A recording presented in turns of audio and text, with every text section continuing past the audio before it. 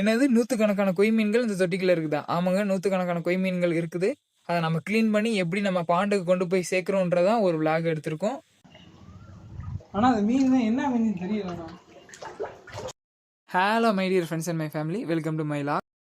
ஒரு half an ஹவர்லேயே இந்த தொட்டியை க்ளீன் பண்ணி முடிச்சாச்சுங்க. இதில் ஒரு 60+ கொய்ஸ் இருந்ததுங்க.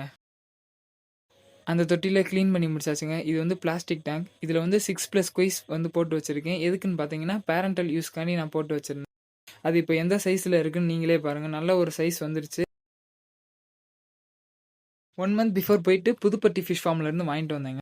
2 இன்ச்சஸ் சைஸில் தான் வாங்கிட்டு வந்தேன். இப்போ பார்த்தீங்கன்னா எந்த சைஸ் வந்திருக்குன்னு பாருங்கள். இன்னொரு 1 மந்த் போச்சுன்னா மேக்ஸிமம் 300 கிராம்ஸ் வந்துருங்க. கொய் ஃபிஷஸ்க்கு நல்ல ஃபாஸ்ட் ரெக்கவரி வேணும்னா நம்ம கொண்டு போய் பாண்டில் தாங்க விட முடியும். ஆல்ரெடி நம்ம கிட்ட பாண்ட் இருக்குது. இப்போ எங்கே போயிட்டு இருக்கேன்னு பார்த்தீங்கன்னா பாண்டுக்கு தாங்க போயிட்டு இருக்கோம். ஃபிஷஸ் எல்லாம் கேட்ச் பண்ணிட்டு இதாங்க நம்ம ஃபார்மோட என்ட்ரன்ஸ்.